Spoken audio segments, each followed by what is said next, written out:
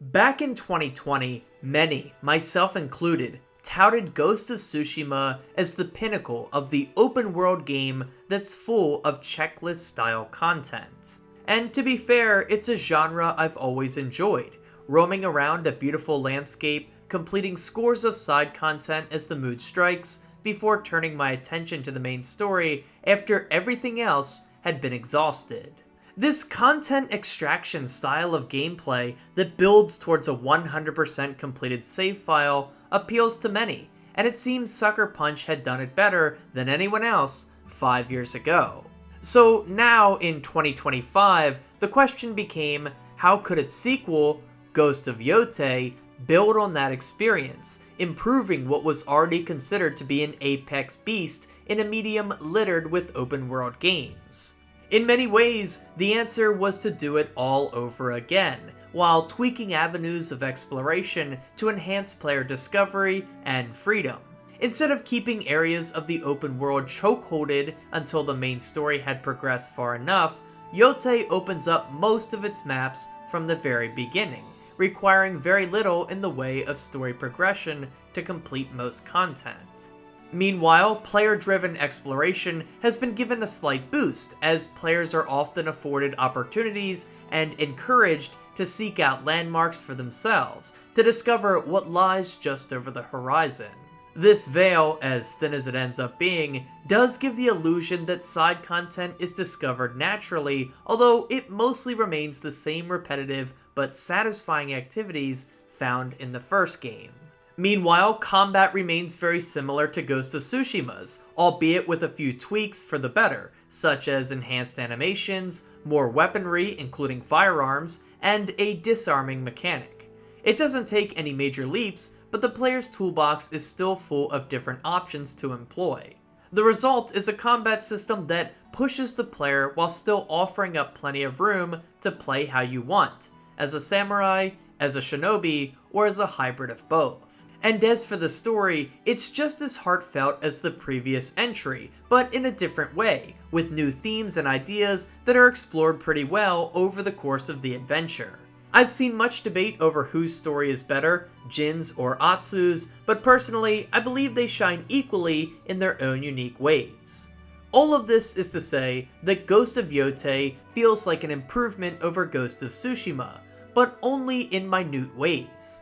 Still, improving, as minuscule as it may be, on a high bar and genre-defining experience like Ghost of Tsushima is still a worthwhile endeavor. In short, if you love the first game, you'll be just as pleased with this experience, but don't be fooled into thinking it's anything more than another helping of an already delicious meal. If you're curious as to why, join me for this full look at Ghost of Yotei, and be warned this video will contain full spoilers, but I'll try to limit those to just the story section.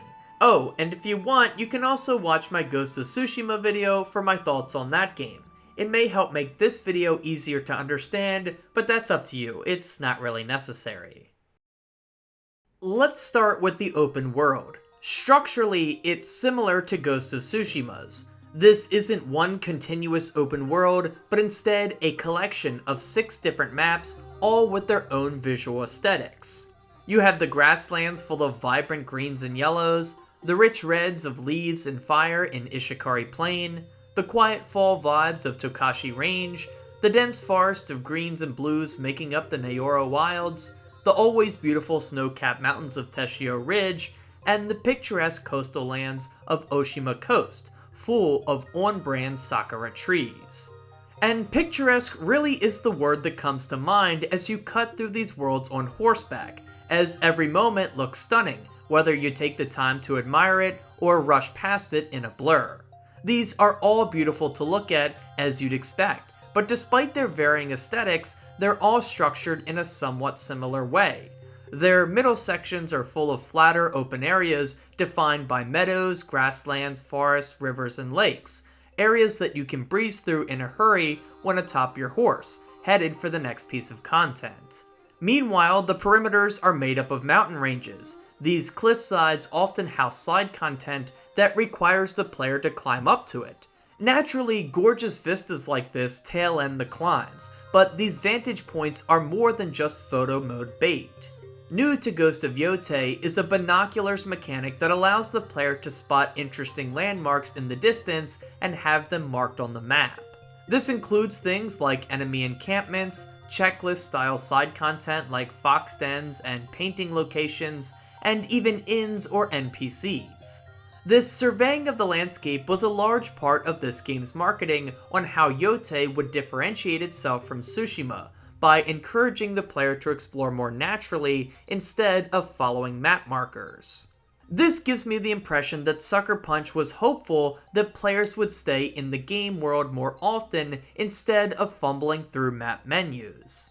This impression is justified by how often the game hopes to invoke a cinematic feel, examples including the returning Kurosawa mode, the guiding winds as a non-evasive HUD element, and how health and spirit bars are often left undisplayed when they aren't relevant so that the landscape can shine. The beauty of this world, paired up with these design choices and options, is mitigated when the player pauses the game to check the map. Therefore, having the player find objects of interest for themselves, a la games like Skyrim or Breath of the Wild, seems appropriate. And it works well, especially in the opening grasslands where, after completing a few story missions, the player is set free to uncover the world for themselves. There is a main story mission highlighted, but you can do whatever you want first, including finding leads on members of the Yotei 6, the group that Atsu is seeking revenge on throughout the game. Finding Saito's soldiers in the overworld and interrogating them for leads is extremely common in the opening hours, and it pairs nicely with the binoculars mechanic. It results in the desired effect. The player feels like they are uncovering everything for themselves through their own exploration instead of always being told directly where to go. It's a more natural feel than what we saw in Tsushima. So it's safe to say Sucker Punch achieved one of their main goals, at least according to the pre-release trailers and the marketing. The player would be more heavily encouraged to explore on their own. However, once the player exits the grasslands and begins exploring other open world areas, this sensation begins to fade away. Once all your leads on the Yotei 6 are gathered, you're free to pursue them in any order, but you won't really get those interrogation sequences out in the open world, removing a major dynamic element from exploration. At the same time, as you continue to play, you realize that many of those points of interest that you're seeing in the binoculars are still the repetitive checklist-style content that was found in Tsushima. Things like bamboo strikes, shrines, and duels. Now, those are improved as well, as we'll see, but the exploration itself is dulled as a result. This is doubly true when you begin to associate environmental landmarks with different items of side content, like the bonsai trees that represented wolf dens, red trees that beckon you to a fox den, or rocks covered in yellow flowers informing you of a new painting location. You learn to read the language of the land. In other words, that feeling of discovery certainly begins to fade as you continue to play, and it feels like a letdown to a degree. Don't get me wrong, I love checklist-style tasks in games where I slowly work towards full completion, but exploration needs more than a pair of eyes and 2 feet. It needs novel things to uncover. And to be fair, you may find tiny dynamic events occasionally, but none of them are lengthy side quests, but instead short encounters that are over quickly. All in all, I think exploration in Ghost of Yotei is an improvement, but it's a narrow one owed to its limited scope. As the player gets more familiar with the world, exploration becomes less and less enticing because the things you uncover diminish in novelty, while simultaneously, your toolkit for exploration never really expands. You'll never get a climb everything ability like Link, nor will you stumble into towns full of NPCs with side quests to give. Best you get is your 28th visit to an Altar of Reflection, where you go through a climbing path one way and exit the other side with no other possibilities. Or a quick side quest that lasts just a few minutes and is void of mechanical or narrative depth. Without those elements, Yotei can't live up to the games that it's partially drawing inspiration from when trying to frame open world exploration as a key feature and upgrade over the prequel. It's a decent attempt, but the game needs to go further if they truly want that part of their game design to shine. Players need more traversal maneuvers and more unique things to uncover, but then you run the risk of getting away from the checklist style approach to side content that has partially defined this series. So they're in a tough spot, and this is a commendable yet underwhelming compromise. So what is there to do in the open world anyway? Thankfully, there's lots. You have basic side quests, sensei quest lines, bounties, mythic tales quests, and enemy encampments. Alongside of those, there's that checklist style content like bamboo strikes, mountain reliquaries, shrine climbs, Inari shrines, wolf dens, duels, paintings, altars of reflection, hot springs, pillars of the fallen, puzzle boxes, and a new minigame called Zeni Hajiki. I don't feel like naming all of those again, so let me share my thoughts on them now before we tackle the other side content. I'm assuming you've played this game before, so I'm not going to go over every single one of these in detail, but instead, let's talk about how they improve checklist style content in Yotei. There are a lot of these activities, and that variety is what keeps them from getting too stale. Sure, exploration suffers when you're constantly seeing them through the lens of binoculars instead of new adventures, but I can't deny how much fun I have seeking these out, crossing them off my list, and watching a trophy pop up letting me know that I finally got them all. And the accompanying gorgeous view, charm, skill point, or new cosmetic piece are always nice rewards for completing these tasks. It doesn't feel like you're just wasting time doing the same thing over and over again because the rewards are strong and there's enough variation between them to shine. I don't mean from hot springs to paintings to altars, no, I mean within each activity itself there is variation. And that's a key way that Yotei has improved this form of content, by creating diversity within each category. For example, there's basic bamboo strikes that increase Atsu's spirit meter. Some of these are simple cuts, but others have twists, like a fortune teller warning you of a man attempting to steal your sword in a nearby woods. Confronting the man, which is part of a completely separate bounty, honors this by giving you a new dialogue option that helps you avoid an ambush. Or there's this bamboo strike that requires you to use inputs using only your left hand, challenging me as a right-handed dominant person. Or one that's found in the middle of a Mythic Tales quest and helps point you in the right direction of where to go. And this variety is found in other activities as well. Usually wolf dens see you and a feral beast pairing up to take down a camp of hunters, but on one instance, a bear joins the fight instead of just the wolf, and that was really cool. Or how one of the Inari shrines seemed like a Sly Cooper reference, as the guiding fox was black like a raccoon and had a mischievous side to him. Or how one of the hot springs is at the local inn instead of out in the wilderness. These are examples of how they found a bunch of little ways to occasionally mix up the checklist style of gameplay, and it helps it avoid feeling repetitive and stale once you're doing the activity itself. It's not much, but it's appreciated and adds a dash of creativity and a bit of mystery, as you're not sure what twist to the formula that you'll see next. Sticking with the good, and we now have those Mythic Tales quests that return from Ghost of Tsushima, and they continue to impress. There's 7 in the game, although truthfully there's only 6. 2 of the 7 are part of the same quest line, but regardless, they are awesome and they contain the game's best environmental storytelling and some of its coolest gear and upgrades. Mythic Tales are side quests revolving around a legendary being who has an ancient tale and mythos surrounding them.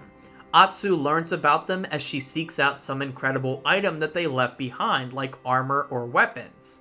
And honestly, these contain 2 of my favorite pieces of side content that I've experienced in any game this year: the Spider Lily General and the Stormblade.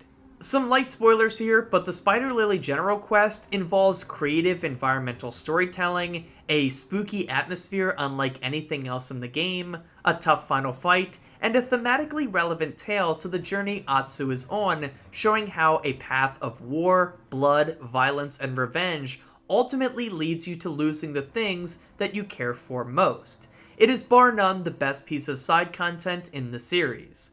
Meanwhile, the Stormblade tale is a lovely and unexpected homage to Ghost of Tsushima, Jin Sakai, and what came next for him after the events of that game. I never saw it coming, but once I realized what they were doing, it made perfect sense, capitalizing on Mythic Tales Quest conceptually while honoring how the series started. There's also plenty of combat-related side content, including enemy encampments and bounties. Enemy encampments are pretty bog standard for this style of game, but they do their job of giving the player a more relaxed sandbox to experiment with their different tools without the weight of the story looming. Still, they're essentially the get in, kill everyone, and get out style of content you've seen before. Not much else to say. However, bounties are a new addition and they're pretty good as well. They see you going out into the world and finding a high-profile enemy and killing them. They often add another layer of combat to enemy encampments, because usually you'll find one there. Like, sometimes after clearing out a camp, a new section of it will open up and the player must take out a mini-boss, either in a duel or in a straight-up fight. And other times they'll have other enemies join along, and it makes for some fun encounters.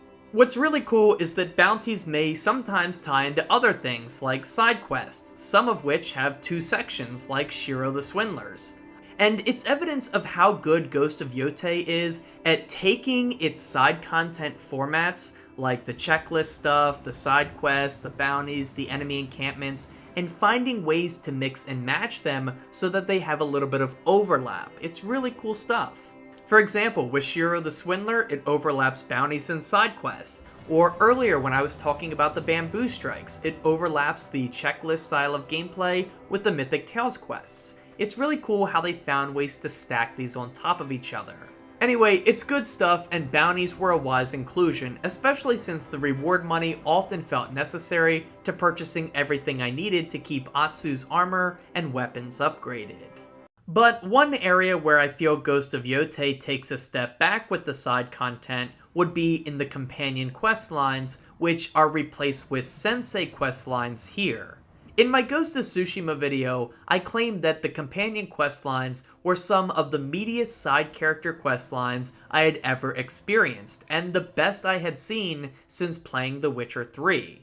Characters like Lady Masako and Sensei Ishikawa had long drawn-out quest lines that took place over the entire story, spanning the entire map and containing some well-written characters and strong stories of their own. And they were all completely optional, making them all the more impressive. I love them. Ghost of Yotei can't keep pace with that. Those quest lines that lasted 5, 6, 7, 8, 9, or 10 missions just aren't here. Instead, you'll find sensei masters who each specialize in a unique weapon, like the Odachi, Kusarigama, or the Yari. They each get a starting mission, a middle section where you have to complete checklist tasks without their help or involvement, and then a final mission where you wrap everything up with the problem that's impacting them. I found the characters boring, the lack of associated quests underwhelming, and the middle tasks to be things I was already doing, like clearing out camps and finding altars. It feels like a major step back from what came before. That same disappointment also extends to the basic side quests, which I often found underwhelming in comparison to the ones found in Tsushima. Many of them are over in just a few minutes and don't contain many gameplay elements, unique ideas or experiences, or even characters that I gave a crap about. 5 years later, and I still remember some of the side quests in Tsushima, like the story involving the father who was forced to choose between his two sons. One would live and the other would die. The plot twist was that the Mongols killed the one that he designated to live while letting the other go free. Not only did the father lose a son to death, but he also lost the other son because why would he want to talk to his dad when he chose him to die? It was sickening and painted a picture of how terrible the invading Mongol army was. Ghost of Yotei has no such questline that made me connect in the same way. A few decent ideas, but nothing that will stick with me. However, Yotei's side missions do occasionally succeed in being interesting, not because of their unique characters or experiences, but because of how they tie into Atsu's journey and her mindset. The main story of Yotei revolves around Atsu and her journey of revenge to kill the 6 people who killed her parents when she was just a child. The game does not shy away from how horrific this night was for Atsu and her family, showing the killings and the events that led up to it, and that gives the revenge tale more punch than you may typically see from a game focused on this topic. The story will be discussed more later, but for now, what impressed me is how much of the side content either mirrors or comments on the revenge path that Atsu is on. For example, one bounty is for the Turtle Man Kamakichi, a disgraced man who comments on the nature of killing as you talk to him and wrap up his bounty. He talks poignantly with Atsu about how killing is never right, even when we have a cause. He says that everyone has causes for killing, but once those people are dead, what comes next? If the bad things that happen to us are allowed to define us, then who are we when revenge is taken? When the bad thing can no longer define us, what do we become then? Well, he says we're just killers. Killers who inspire more killers. And as he dies, he claims that one day, Atsu will be no different. A lonely, dying woman sitting in a cave telling her regrets to another bounty hunter just like her. It's a brief but effective commentary on the cycle of revenge and ties into Atsu's journey well. And there's more examples of this as well, like the Ainu Elder and her unwillingness to rest and let others help her, or half-man, half-devil Kanamori, whose mask symbolizes a person divided between humanity and rage, or even the aforementioned Spider Lily General who loved war and violence and how that ultimately cost him his daughter's life. There's parallels to Atsu's tale littered throughout the side content, warnings of what will happen if she is consumed by revenge and continues on her path. And by making the side content thematically relevant to the main character's journey, it ends up being worth more than the sum of its parts.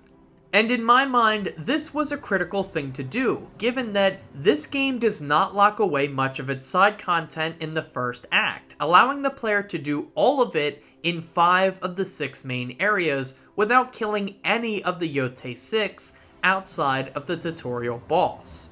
Player freedom is much higher in Ghost of Yotei than it was in Tsushima, another great strength of this sequel. If you want to spend 30 to 40 hours doing side content before diving into the main story stuff, you're mostly free to do that, powering up Atsu in the process. And it's power you'll need even while playing on just the normal difficulty, as the game isn't a cakewalk during the story. Anyway, the point I'm trying to make here is that it would be very easy for the meaning of Atsu's story to lose relevance and impact if the player screws around doing side content forever, like I did. However, by including side quests that mirrors Atsu's journey, it allows the overall theme of the story and the pressing nature of her need for revenge to live on, even if it isn't the main focus at the time. Almost everything you do ties back into the hunt for the Yotei 6 in some way.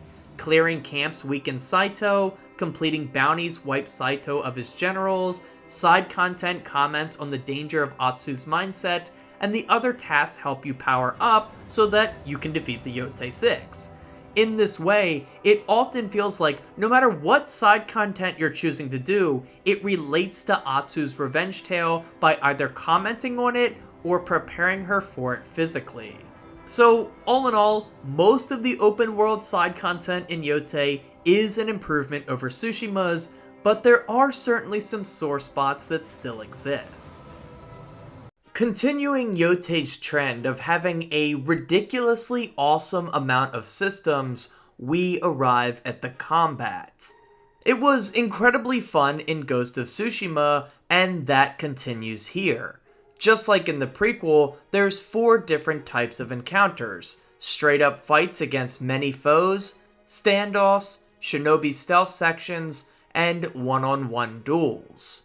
The sheer volume of encounter types allows combat to stay fresh, which is good because the game doesn't have many major systemic changes to fights. Instead, it relies on linear additions like new weapons to funnel in improvements while still excelling in animation and sound work to give fights a visceral and weighted feel. Meanwhile, your toolkit continues to expand, allowing for enemies to be more aggressive, pushing you far more than Tsushima ever did.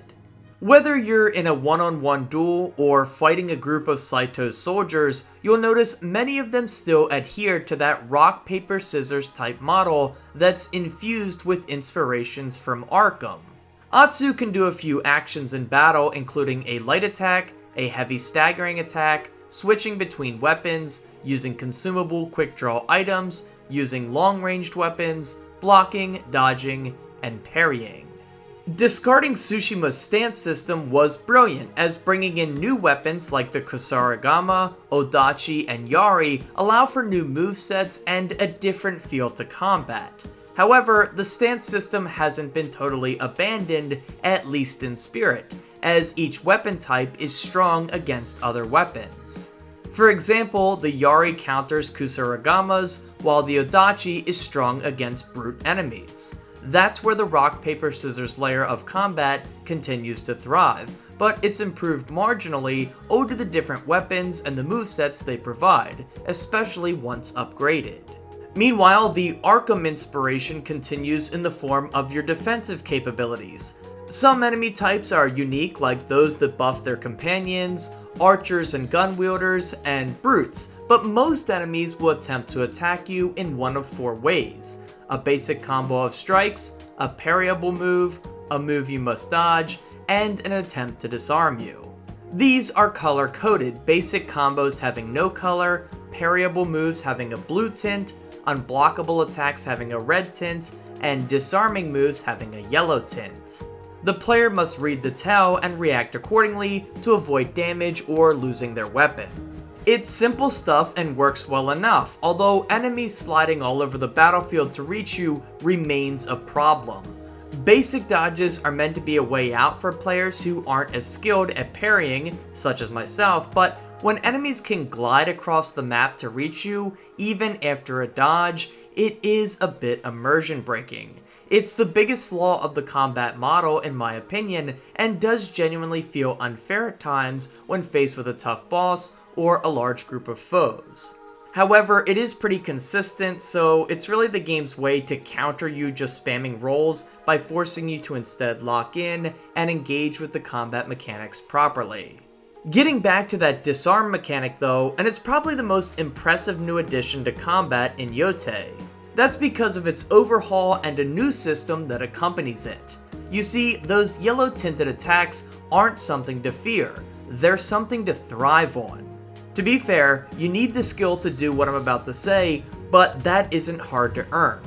Anyway, by countering these moves, not only do players not lose their weapon, but they also strip the foe of theirs. This opens them up to massive damage and death, while also sending their weapon flying. And here's the kicker, you can pick it up.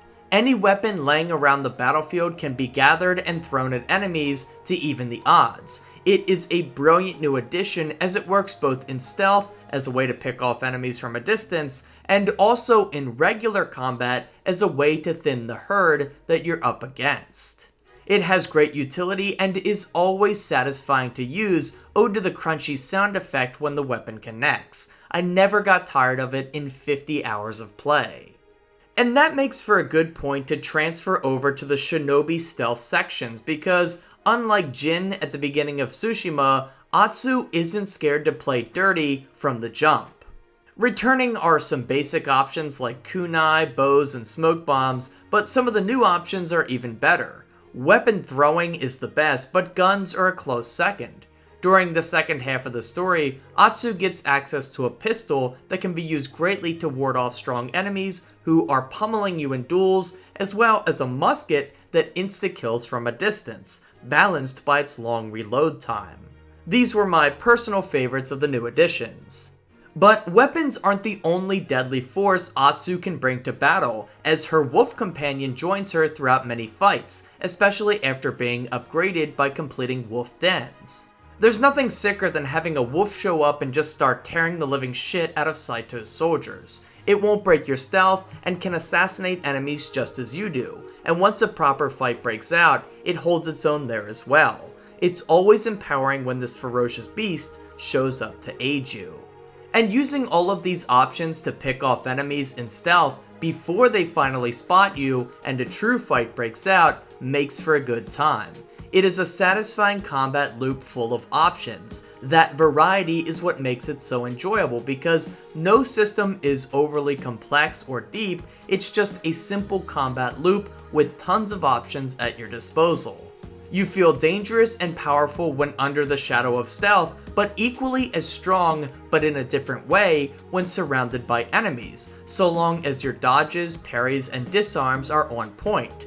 Truly, your best odds come in one-on-one fights, so using your expanded toolkit to even the odds in large encounters really helps. The level design helps to facilitate this.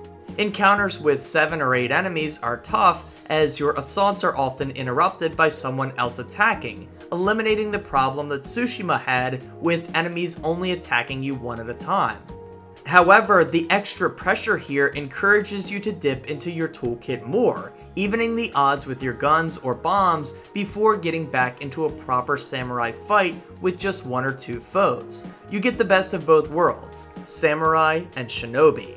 My only other knock against combat relates to the game's approach to open world side content.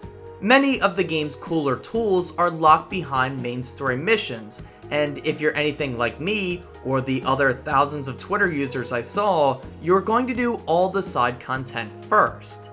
I spent like 30 to 35 hours clearing out the maps, doing main stories only when it was necessary to progress further into new areas. This meant doing many fights, enemy encampments, and bounties without having all the options available to me.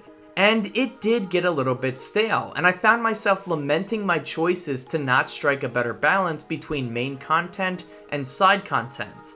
Now, I'm not necessarily saying this is a bad thing because I chose to play that way, but it is a consequence of giving the player more freedom. They lose out on having more experiences with combat at its best. Tsushima didn't have this problem because of how it approached areas, only opening new ones after a certain story percentage was completed. Yotei didn't have as many restrictions, and I ended up getting in my own way. I'm not gonna knock Sucker Punch too much for this, but sometimes it's smart to shield your players from themselves for the betterment of the experience. Just like its predecessor and many other games, Yotei features some very light character building elements that masquerade as choices, when really they aren't much more than set dressing. Returning are numerous skill trees that players can dump points into to unlock rewards, such as new moves and techniques for certain weapons, capabilities for the wolf in combat, giving you better advantages for perfect parries and disarms, assassination moves for stealth, and even, what do we got here? More stamina for your horse's run. Yeah, they were totally reaching on some of these. Truth be told, if you plan on completing all of the content in the game, which I suspect most players will, owed to the high trophy completion percentages, you can collect all of these skills. Some are locked behind story progression, but for the most part, you'll have them all by the time you finish the game. The only choice then is what order you want to get them in. And to be fair, some do add depth to Atsu's repertoire, but you can get by without them. For example, there's a skill tree for all 5 weapons: Katana, Dual Katana, Odachi, Yari, and Kusarigama, with like 8 to 10 skills in each. So sure, you could focus on maxing out your favorite weapon, unlocking all of its moves before the others, but ultimately, what weapon the enemy is holding dictates what you should use. All the upgrades you picked early because you love the Yari, for example, go right out the window when the enemy pulls out a katana. So all in all, most of the skill trees still feel like set dressing. There's also charms that return from Tsushima, and these are slightly better, although they don't let you get too crazy. Some are basic buffs to health or your weapons, but very few have unique modifiers that promote build diversity. There's a bunch related to bow and arrows, so maybe that's a potential interesting build to try out, especially with the dragonfly armor, but yeah, not much more, and I'm kind of reaching with that. Maybe one that focuses on fire attacks or assassinations, that might be achievable, but even then, you're extremely limited. Because Ghost of Yotei has 4 different combat encounter types, standoffs, duels, stealth sections, and large group fights, they want you to use your full arsenal to overcome them. Having a unique build like focusing on bow and arrow would only be helpful for completing side content or challenge runs, and not much more. They serve their purpose of giving you a bit of flexibility for Atsu, but not much more than that. If Sucker Punch were to make this series a trilogy, that might be an interesting avenue to go down, creating different builds and designing combat encounters in a way that didn't shoehorn you into specific types of fights. Always giving the player the choice to go in with stealth or direct combat in every fight would go a long way in empowering the player more, but that might be outside the scope of this franchise. Anyway, you can also upgrade your weapons, but nothing crazy there, and so the most interesting part of building Atsu that remains would be the 12 different armors. I'll talk about them a bit more in the presentation section, but these are gorgeous. It's clear the team took the time to design some really inspired ideas instead of just spamming dozens of them for the sake of quantity. These can be upgraded as well, gaining new perks each time you do so. I found myself switching between them occasionally during the back half of the game, putting on the armor that corresponded to the situation I was in. The armor of the Undying was perfect for large group fights and duels because it increased the parry window.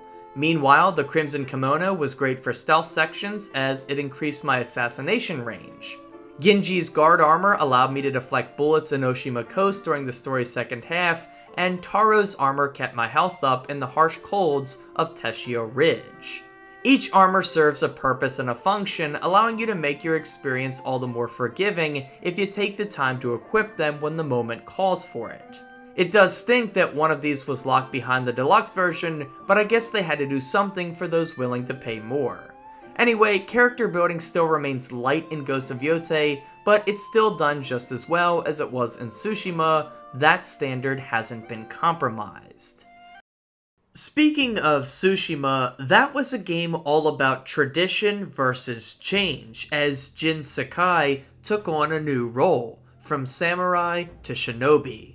Atsu's journey in Ghost of Yotei is equally as strong, but weaves its story around the theme of revenge. And before we go further, be warned, this section of the video will contain full spoilers for the game. Anyway, it kicks off with you learning about Atsu's background. As a child, her brother Jubei and their parents lived in a quiet home in Ezo, until one day, her family was brutally killed by a wannabe shogun named Saito. He and his 5 most loyal followers, collectively known as the Yotei 6, took revenge against Atsu's father for abandoning the gang. Atsu watched both of her parents and brother be killed, all of which is shown directly throughout the story, helping to forge a relationship between player and avatar. However, I do think the slayings should have been shown directly in the opening cutscene instead of later on. That really would have helped getting the player on board with Atsu's cause from the jump. As it is now, we get an overview but are sort of spared the specifics, and then next thing you know, you're already killing one of the Yotei 6 as the boss fight wrapping up the tutorial. To be clear, I wasn't a big fan of this. Perhaps I was misled by Twitter reactions and online clamor, but I was under the impression that the Yotei 6 could be killed in any order. That isn't the case though. In fact, there's only one option, and that's who to kill second, either the Oni or the Kitsune. In the opening hours, you find leads relating to each of the remaining 5 members, but following up on them results in some coming up dry. For example, Saito ends up escaping, and you can't fight him until the very end of the game. Perhaps it's because this game pushed player-driven exploration so heavily in the marketing that I assumed you'd have the freedom to get these 6 bastards in any order, but that's simply not true. That really disappointed me, as I wanted to kill Saito first to see how the other members would react to the leader being taken out, but that's just not an option. However, this does allow Sucker Punch to tell a more linear story, akin to the one found in Tsushima, and to be fair, it is pretty good. The opening act, after you spend 30 hours doing all the side content, is about taking out the Oni and the Kitsune. The Oni questline miraculously reunites Atsu with Jubei, the brother she thought had died. And he too shared the same sentiment about Atsu. This reunion is great for where the story ends up going, but certainly comes off as a little convenient. Throughout that part of the story, Atsu and Jubei team up to defeat the Oni, and they come to understand each other's motivations a lot better.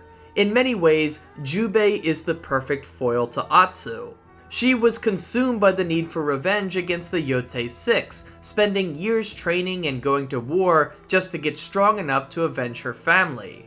She never moved on past that night, even 16 years later. Meanwhile, Jubei is just the opposite. He never discussed the night he lost his parents with anyone and tried to put it behind him by becoming a samurai. Later in the story, you come to learn that he had a wife and a child, showing that he didn't let that single night dictate his future. In this way, it's very cool to see how these two play off of each other with vastly different mindsets, especially with the added dimension of being siblings and the expectations of how that sort of relationship ought to function.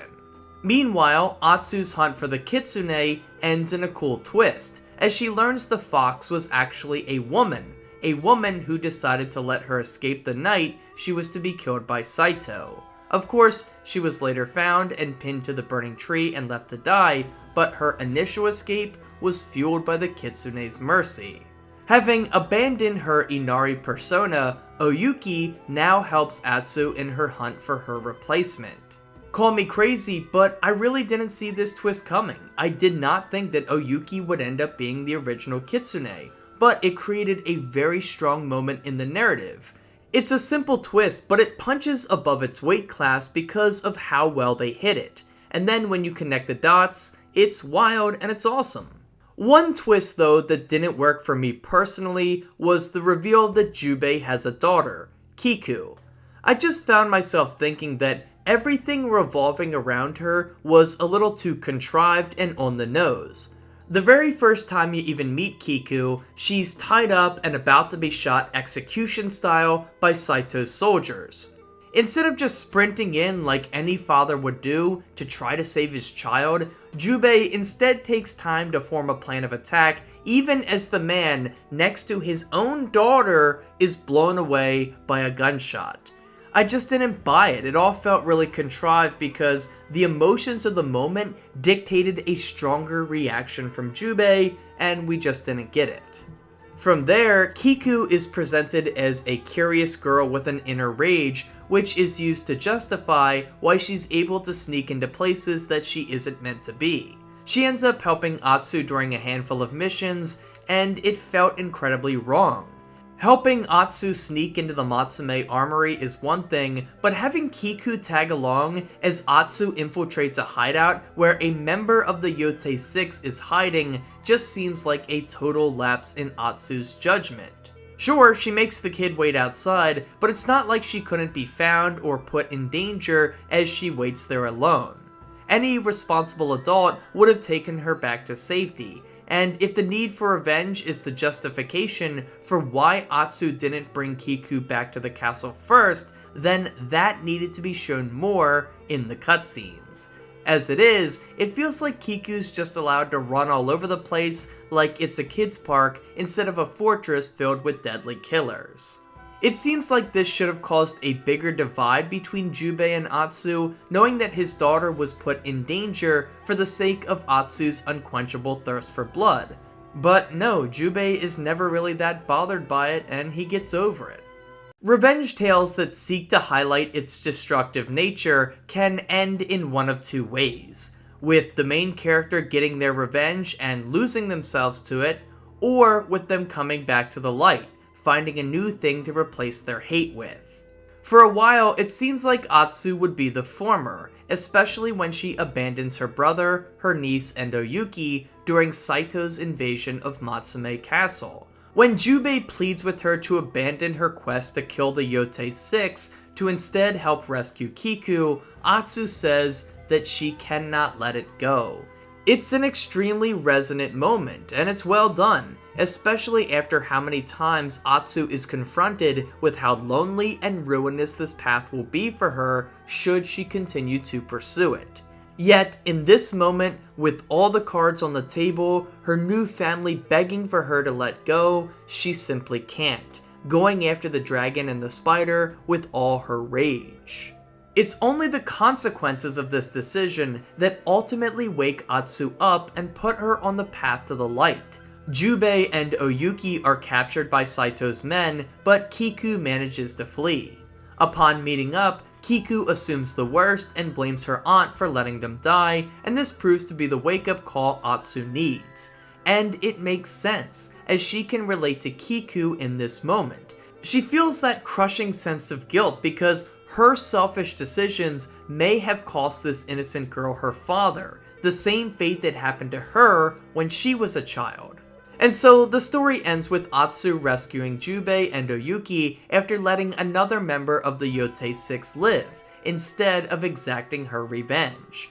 She doesn't care about that anymore. She finally recognizes the importance of the new family she has with Jubei, Oyuki, and Kiku.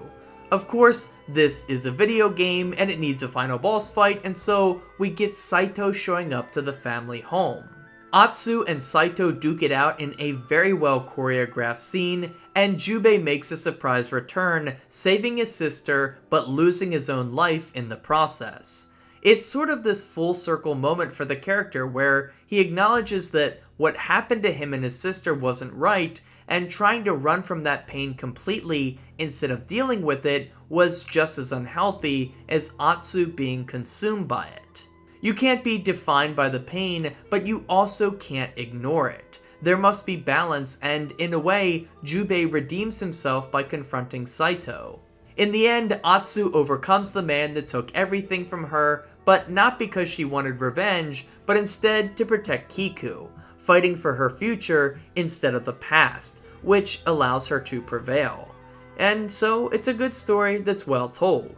Arguably, Ghost of Tsushima's ending is a little more resonant as it capitalizes on the medium more by offering the player a choice. That choice dictates what kind of future Jin Sakai would have, or at least how he viewed himself. No such choice is found in Yotei, but I can't see how it would have worked.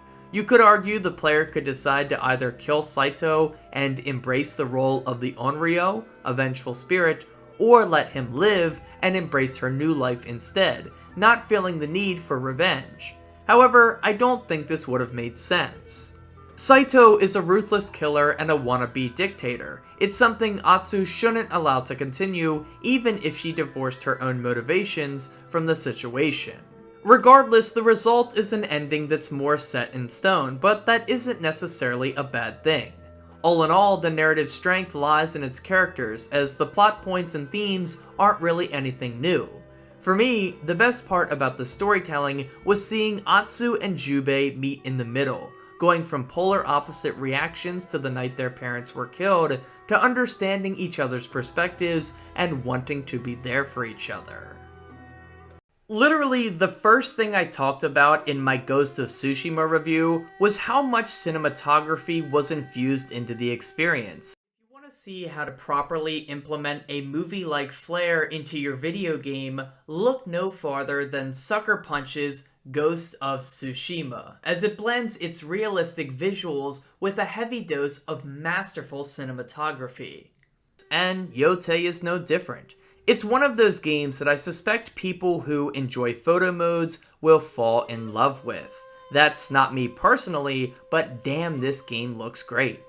Funny enough, it isn't the most graphically impressive title I've ever seen, but it's just how much energy and effort has gone into making sure there's tons of moments that seem like they could be out of a movie. It's not just the impressive vistas after a shrine climb, which, don't get me wrong, those are amazing too, but it's literally just riding around on a horse at times, cutting through forests or rivers at top speeds. It's the combination of the camera angles, the animations of the horse and Atsu, the gorgeous flora and fauna in the map, and rich colors that really pop out. There's even a new wider camera angle that's on by default that shows you so much more of the map as you ride through it. I personally didn't really like it, it made me a bit dizzy to be honest, but it's easy to revert back to the standard camera, which is what I use most of the time. Still, it's a cool new inclusion. This series has never shied away from its inspiration, so seeing Kurosawa mode return along with the Watanabe mode is really cool. Going along with the great views is the vibes that come through in the music. Atsu's shamisen will be heard a lot throughout the journey, but despite the simple sounds it produces, it always had a calming effect, probably because the story frames this instrument as Atsu's source of comfort, a way to stay close with her deceased mother. Anyway, I wasn't familiar with this instrument beforehand, but I left the game really grateful for its inclusion. I found myself taking time to strum when camping, one of the game's new inclusions.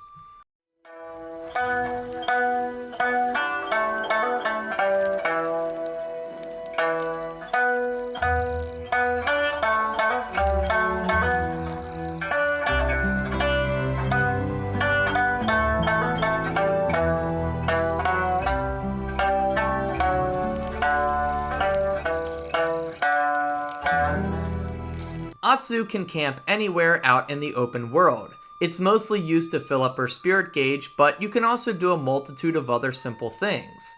Sometimes a guest may join you, or you may take time to craft some ammo, but more often than not, you'll get roped into exploring the DualSense controller more than most other games.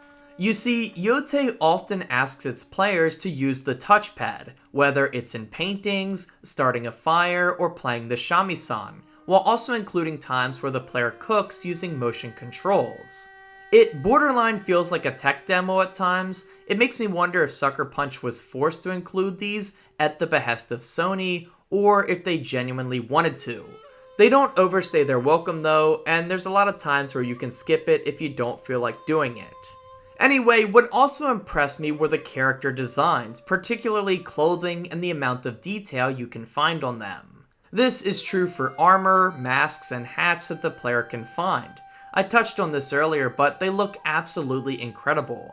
Finding a fashionable look for Atsu was one of the best parts of this game, and I'm sure many players enjoyed this facet as well. There's also a ton of detail in the designs of NPCs. The enraged tiger on the back of Saito's jacket stood out to me in the best way, portraying not only his strength, but how he was also a bit of a madman. And when Jubei gets captured, he genuinely looks like a tortured prisoner. They changed up his character model with dark circles under his eyes and his hair down to reflect the situation he was in. They paid attention to the little things in this game, and it really shows. And one of those little things that I really appreciated was that when wearing a mask, Atsu's voice is muffled, and that's just an incredible touch. In fact, the voice acting of the main cast was very well done. These performances are full of emotion at times, and I felt the voice actors really captured it, allowing me to feel the pain and grief they were experiencing in some moments. My only gripe with the voice acting is how many of them are repeated among unnamed NPCs, like villagers, Ronin, and Saito's soldiers. I kept hearing the same 2 or 3 voice actors over and over again, and it did take me out of the experience at times. And finally, for what it's worth, the game ran perfectly on my base PlayStation 5 with no graphical errors, no hiccups, and no bugs. It was all great there too. So all of this is to say that Ghost of Yotei is a great game. It found many minor ways to enhance the experience offered in Tsushima while telling a story that's equally as engrossing. However, it's hard to escape the feeling that the developers were hesitant in making any dramatic changes. They took baby steps towards granting the player more freedom in how they approach content, but were unwilling to go far with it. They opened up the map faster than Tsushima, but still restricted how the main story would unfold. Clearly, structured storytelling was an important element to this team, and so they attempted a balancing act. To be fair, this safer route worked out well, as Ghost of Yotei is still really good, and will at least be a consideration for Game of the Year. However, it does leave me wondering what this game would have been like if you could pursue the Yotei 6 in any order with no restrictions. Obviously, the storytelling would have taken on a lesser role, but it could have evolved the series into something really sick if done well. For me, that possibility may be worth pursuing in a third game if they want to make the Ghost of series into a trilogy. Embracing player freedom and open design to its fullest extent instead of tiptoeing towards it may pay big dividends. As it is now, this formula can only carry so many games, and a third entry might be viewed as a bit on the stale side by some. Regardless, that's for the future to decide. As it is now, Ghost of Yotei is an enjoyable sequel to what was already a great game. It is a series of incremental improvements that capitalizes on what Tsushima was able to accomplish. It allows the game to be a source of comfort for a gamer like me, as it constantly grants the player the feeling that they're making progress, either by advancing the story, wrapping up checklist content, or finding power-ups. It's satisfying as anything else. Here's hoping though that the team takes an opportunity to spread their wings in the next title, instead of pushing further into a pool of stagnation. Of course, personally, I'd rather see Sucker Punch revisit the Sly Cooper series first, but that's a story for another day. Thanks for watching. Alright everyone, I hope you enjoyed this look at Ghost of Yotei. I did really enjoy my 50 hours with it, and I do think it will be considered for Game of the Year. It's one of those cases though where I don't think it has a real shot at winning at the Game Awards. That's because it's iterative on something we've seen before, whereas usually Game of the Year is reserved for sequels that take daring leaps, or new IPs that do extremely well. Here on my channel though, it's certainly vying for Game of the Year, but I'll save that for my end of the year video. To wrap up 2025, I'm still hoping to get out at least one more video on Pokemon Legends ZA, which I'm really loving by the way, but I'm also hopeful to cover the Outer Worlds too. Time will tell what we'll get to. We're also getting closer to the 3,000 subscriber milestone, which means new Sly Cooper content here on the channel, so look forward to that and subscribe if you haven't already. Anyway, thank you so much for watching. Please leave a like if you enjoyed the video, consider subscribing for more, follow me on Twitter at NopNapNarp, donate if you want using the links below, and as always, have a nice day, and take care.